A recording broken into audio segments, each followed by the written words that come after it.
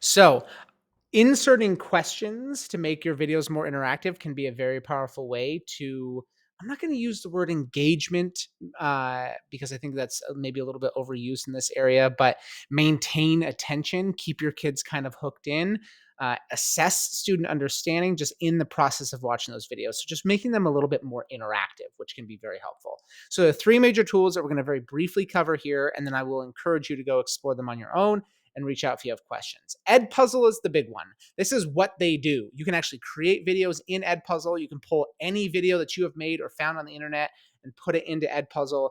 And then you can do a whole host of things in there. There's actually some things you can do above and beyond inserting videos in Edpuzzle, but we're not going to cover those right now. This is because this is more about that video interactivity piece. Google Classroom actually has this capability as well, or at least it's coming soon, but it's on the teaching and learning upgrade. If you happen to be in a district that is using Google Classroom and has that upgrade, I highly recommend you click on this link like right now. Stop listening to me and go click on this because this will give you information about it. And it can essentially do what these other two things can do, but just built right into your LMS. That's huge. Like that's insane. Super, super awesome. Credit to Kim who pointed us in this direction and then pour one out for all of us who are disappointed that it wasn't on the free version. But still, if you have that upgrade, super powerful.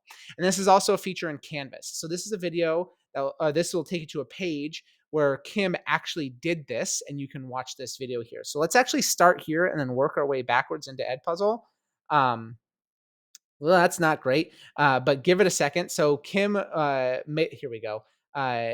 If you watch this video, this is a video that Kim made, but as we go through, it's actually going to point you Kim here so I can hear myself.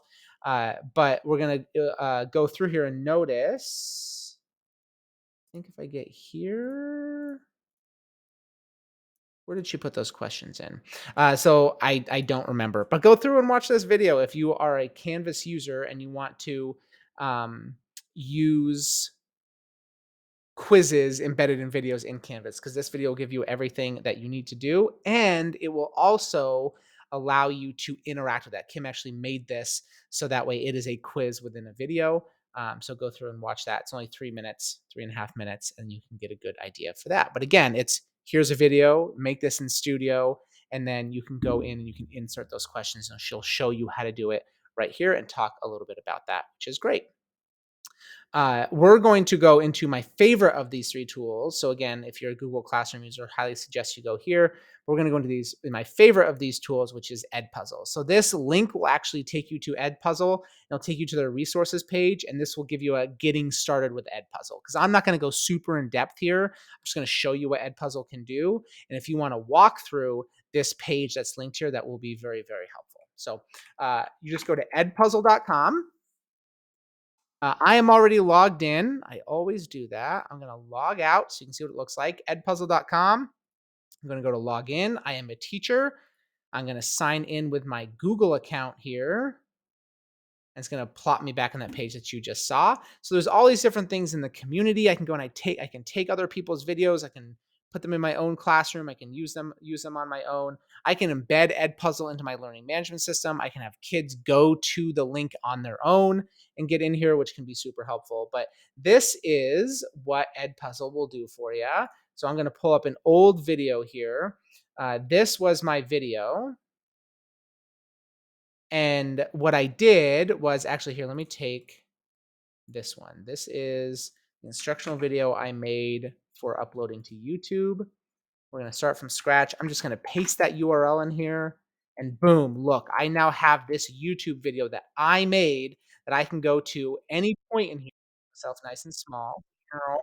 I can go to any point in here and say, you know what? That's a good place to cut. I don't want this portion of my video in here. So I'm actually going to take this portion out.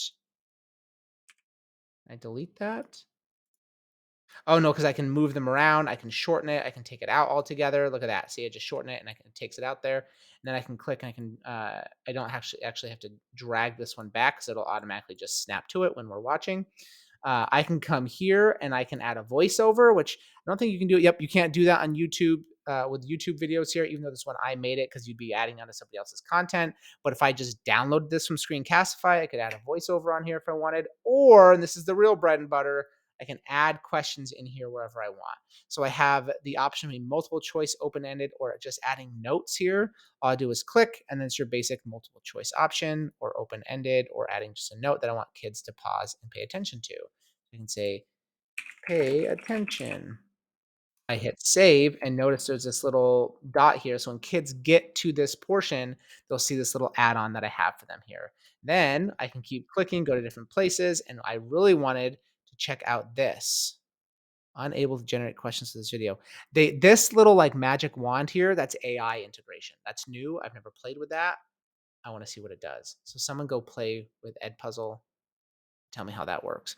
Once you're done, you simply hit finish. You can add this to classes. You can give it to kids in your learning management system.